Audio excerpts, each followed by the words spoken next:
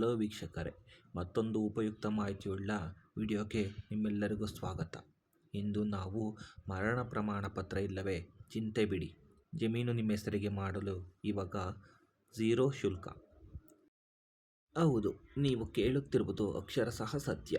ಯಾವುದೇ ಅರ್ಜಿ ಶುಲ್ಕವಿಲ್ಲದೆ ಪೌತಿ ಖಾತೆಯನ್ನು ಮಾಡಿಸಿಕೊಳ್ಳಿ. ಮರಣ ಪ್ರಮಾಣ ಪತ್ರ ಇಲ್ಲದಿದ್ದರೂ ಅರ್ಜಿ ಸಲ್ಲಿಸಲು ಅವಕಾಶ. ಅರ್ಜಿ ಸಲ್ಲಿಸಿದ 15 ದಿನಗಳಲ್ಲಿ ಪಹಣಿಯಲ್ಲಿ ಹೆಸರು ದಾಖಲು.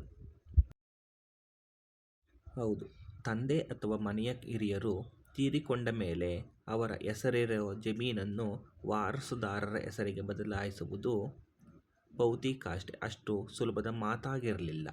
ಆದರೆ ಪ್ರಮಾಣಪತ್ರಕ್ಕಾಗಿ ಅಲೆಯುವುದು, ಕಚೇರಿಗಳಿಗೆ ಎಡತಕ್ಕುವುದು ರೈತರಿಗೆ ದೊಡ್ಡ ತಲೆನೋವಾಗಿತ್ತು. ಆದರೆ ಈಗ ಕರ್ನಾಟಕ ಸರ್ಕಾರ ಈ ಎಲ್ಲ ತೊಂದರೆಗಳಿಗೆ ಮುಕ್ತಿಯಾಡಿದೆ. ಮರಣ ಪ್ರಮಾಣ ಪತ್ರ ಇಲ್ಲದಿದ್ದರೂ ಜಮೀನು ನಿಮ್ಮ ಹೆಸರಿಗೆ ಮಾಡಿಸಿಕೊಳ್ಳುವುದು ಹೇಗೆ ಎಂಬುದನ್ನು ಈ ವಿಡಿಯೋದಲ್ಲಿ ಸಂಪೂರ್ಣವಾಗಿ ಮಾಹಿತಿ ನೀಡುತ್ತೇವೆ. ಇಂತಹ ಹಲವಾರು ಉಪಯುಕ್ತ ಮಾಹಿತಿಗಾಗಿ ನಮ್ಮ ಚಾನಲನ್ನು ಸಬ್ಸ್ಕ್ರೈಬ್ ಮಾಡಿ. ಏನಿದು ಹೊಸ ನಿಯಮ? ಕಂದಾಯ ಇಲಾಖೆಯು ಪೌತಿ ವಾರಸ ಖಾತೆ ಬದಲಾವಣೆ ಪ್ರಕ್ರಿಯೆಯನ್ನು ಅತ್ಯಂತ ಸರಳಗೊಳಿಸಿದೆ. ಇನ್ನು ಮುಂದೆ ರೈತರು ಮಧ್ಯವರ್ತಿಗಳ ಮೊರೆ ಹೋಗುವ ಅಗತ್ಯವಿಲ್ಲ. ಪೌತಿಯಲ್ಲಿ ಪ್ರಮುಖ ಬದಲಾವಣೆಗಳನ್ನು ಮಾಡಲಾಗಿದೆ. ಒಂದು ವೇಳೆ ಮರಣ ಪ್ರಮಾಣ ಪತ್ರ ಸಿಗದಿದ್ದರೆ ಗಾಬರಿ ಬೇಡ.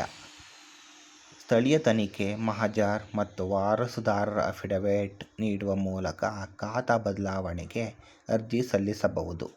ಈ ಮೊದಲು ಈ ಪೌತಿ ಮಾಡಲು 35 ರೂಪಾಯಿ ಶುಲ್ಕ ಇತ್ತು. ಈಗ ಆ ಶುಲ್ಕವನ್ನು ಸರ್ಕಾರ ಸಂಪೂರ್ಣವಾಗಿ ರದ್ದು ಮಾಡಿದೆ. ನಿಮ್ಮ ಗ್ರಾಮದ ಆಡಳಿತಾಧಿಕಾರಿಗಳೇ ಆಧಾರ್ ಸೀಡಿಂಗ್ ಸಮಯದಲ್ಲಿ ಮೃತರ ವಿವರ ಪತ್ತೆ ಹಚ್ಚಿ ಈ ಪೌತಿ ತಂತ್ರಾಂಶದಲ್ಲಿ ಮಾಹಿತಿ ಅಪ್ಲೋಡ್ ಮಾಡಲಿದ್ದಾರೆ. ಅರ್ಜಿ ಸಲ್ಲಿಸಿದ 15 ದಿನಗಳಲ್ಲಿ ಯಾವುದೇ ಆಕ್ಷೇಪಣೆ ಬಾರದಿದ್ದರೆ ತಕ್ಷಣವೇ ಭೂಮಿ ತಂತ್ರಾಂಶದ ಮೂಲಕ ಪಹಣಿಯಲ್ಲಿ ನಿಮ್ಮ ಹೆಸರು ದಾಖಲಾಗುತ್ತದೆ. ಪೌತಿ ಖಾತೆ ಪ್ರಕ್ರಿಯೆ. ಅರ್ಜಿ ಶುಲ್ಕ ಉಚಿತ. ಅಗತ್ಯ ದಾಖಲೆಗಳು ವಂಶವೃಕ್ಷ, ಅಫಿಡವಿಟ್ ಅಥವಾ ಮರಣ ಪ್ರಮಾಣ ಪತ್ರ. ಸಮಯದ ಮಿತಿ 15 ದಿನಗಳ ನೋಟಿಸ್ ಅವಧಿಯ ನಂತರ ವಿಲೇವಾರಿ. ಎಲ್ಲಿ ಮಾಡಿಸಬಹುದು? ಈ ಪೌತಿ ತಂತ್ರಾಂಶ ಅಥವಾ ಗ್ರಾಮ ಆಡಳಿತಾಧಿಕಾರಿಗಳ ಮೂಲಕ ಮಾಡಿಸಲಾಗುತ್ತದೆ. ನಿಮ್ಮ ಜಮೀನಿನ ಪಹಣಿಯಲ್ಲಿ ವಾರಸುದಾರರ ಹೆಸರು ಜಂಟಿಯಾಗಿ ಕಾಲಮ್ ನಂಬರ್ 9ರಲ್ಲಿ ದಾಖಲಾಗುತ್ತದೆ. ಇದರಿಂದ ಮುಂದಿನ ದಿನಗಳಲ್ಲಿ ಬೆಳೆ ಸಾಲ ಅಥವಾ PM ಕಿಸಾನ್ ಹಣ ಪಡೆಯಲು ಅನುಕೂಲವಾಗುತ್ತದೆ. ಇದಕ್ಕೆ ಸಂಬಂಧಿಸಿದ ಸುತ್ತೋಲೆಯನ್ನು ಕರ್ನಾಟಕ ಸರ್ಕಾರ ಹೊರಡಿಸಿರುವುದನ್ನು ನಾವು ಇಲ್ಲಿ ಕಾಣಬಹುದು. ಸ್ಥಳೀಯ ಸಂಸ್ಥೆಯಿಂದ ಮರಣ ದೃಢೀಕರಣ ಪಡೆದು ನೋಟರಿ ಸಮಕ್ಷಮ ವಂಶವೃಕ್ಷದ ವಿವರಣೆ ನೀಡಿ. ಇದು ನಿಮ್ಮ ಕೆಲಸವನ್ನು ಬಹಳ ಬೇಗ ಮುಗಿಸಲು ಸಹಾಯ ಮಾಡುತ್ತದೆ. ಹಾಗೆಯೇ ನಿಮ್ಮ ಬ್ಯಾಂಕ್ಗೆ ಆಧಾರ್ ಸೀಡಿಂಗ್ ಆಗಿದೆ ಎಂಬುದನ್ನು ಒಮ್ಮೆ ಪರಿಶೀಲಿಸಿಕೊಳ್ಳಿ. ಪೌತಿ ಖಾತೆ ವಿಳಂಬವಾದರೆ ಏನಾಗುತ್ತದೆ?